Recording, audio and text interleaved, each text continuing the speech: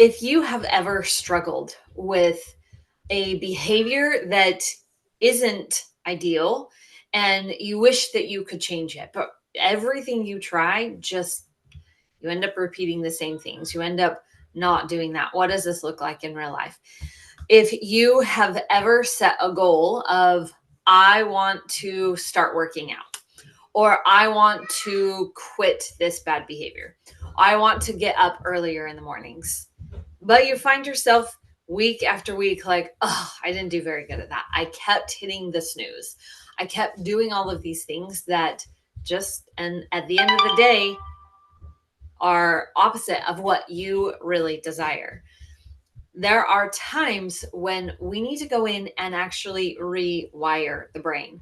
So today I want to walk you through 3 things that you can do to help you start to rewire what is happening so you can change these bad habits and make things in your life start to work with you. So the first thing that we're going to go through is adjust your language around it. If you want to do a rewire in the brain, you have to start talking about things differently. I saw a major difference in my life when I started doing this when I was really deep struggling in depression. And it was very common to talk about my depression. I'm struggling with this, all of this depression. I have depression. When I claim those things as my own, your brain tries to figure out, well, if this is mine, then how do I remove it? Because it's mine. So changing your language around things. And so let's take, for example, you want to start working out. You want to be healthier. You want to do all of these things. But if you are constantly telling yourself, I'm not good at that. I just, I can't do those exercises. I can't do that workout. I can't do this. We are claiming our ability in how we're showing up. You have to adjust your language if you want to begin to rewire what is happening in your subconscious. So, doing things like, that is a little difficult for me, or saying things like, I'm working on getting better, putting a little bit of space between who you are and what you're owning is going to help you be able to start to rewire those things. And so, looking at your day, I chose to sleep in, I chose to hit the snooze, I chose to not get up, which made it so that I didn't have time to get my workout in because I chose to not get up. Look at your language. What are you owning?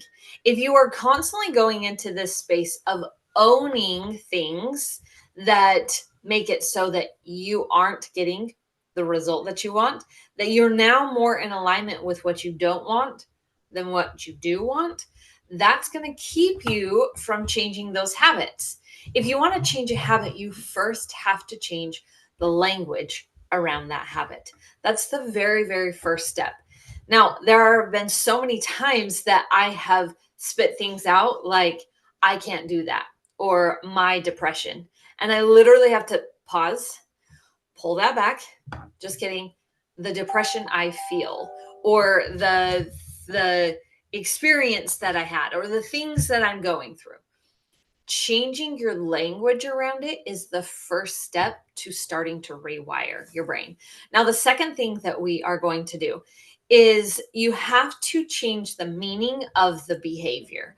So, if we go back to our example of working out, I'm just not working out. Well, what does that behavior mean?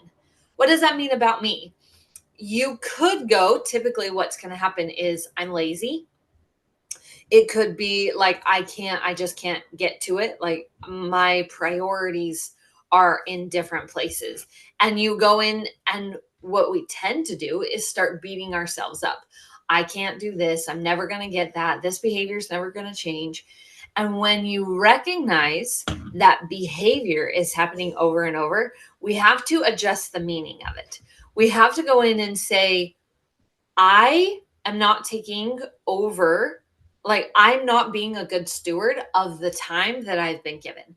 We often talk about time that it is something of scarcity. Like, if I don't use it, I'm going to lose it.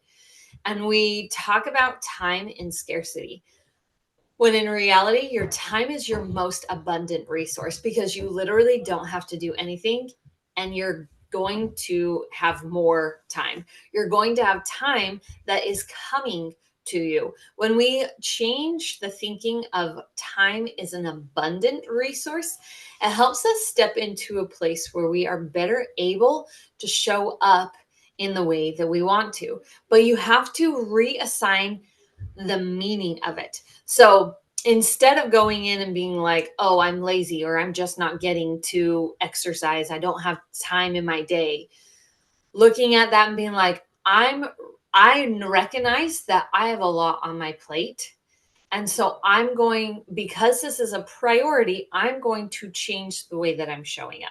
I'm going to change the way that I'm interacting with all of these things just by changing the meaning of what's happening without changing anything else in your schedule. Don't look at all of the things that you're doing wrong, but assign meaning to what it is that you want to. What are your priorities? So when I look at I'm not exercising, what it has been is it hasn't been a priority because my schedule has been really busy. But that doesn't mean that I'm lazy. It doesn't mean that I'm a bad steward of my time. All that simply means is I need to adjust things. And I can adjust things any way that I need to make my schedule work for me because I am in control of my schedule.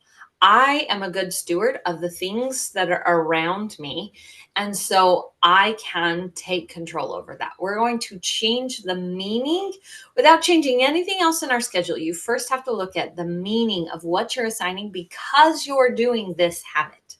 Because you're doing this thing, what does that mean about you? And be brutally honest with yourself because we don't want to say, well, like, yeah, I think that I'm lazy. That's why I'm not exercising.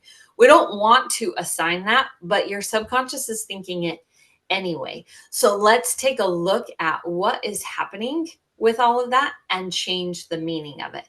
The third thing that we're going to do, if we want to rewire your brain to change the habits that are happening around you, is you need to define what it is that you've learned because this habit has continued. So if you are hitting the snooze button every single morning and not getting up when you say that you're going to be getting up, what have you learned about yourself or about your experience that helps you to be able to move forward? When we recognize that there is something we're learning about ourselves or learning about the environment around us, then it helps us to be able to give reason why that habit has continued for so long. If you're not learning a lesson amongst all of these things, it puts us in a place where your brain actually can't move on from that. We are beings that we love progression. We're here to progress from one thing to the next.